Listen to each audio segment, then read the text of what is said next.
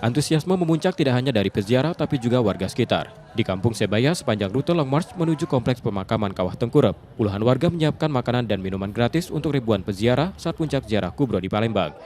Warga lorong setempat menyajikan sarapan khas Palembang, terutama pempek.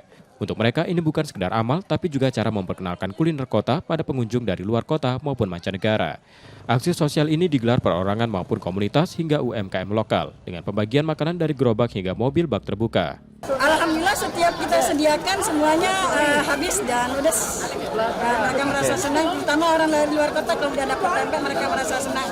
Sekalian kita tidak hanya menyiarkan ziarah kubro, tapi kita juga memperkenalkan makanan khas Palembang yaitu pempek. Insya Allah akan setiap tahun kita akan adakan seperti ini Mas, bagi-bagi gratis untuk seluruh jamaah yang hadir di kota Palembang ini Mas.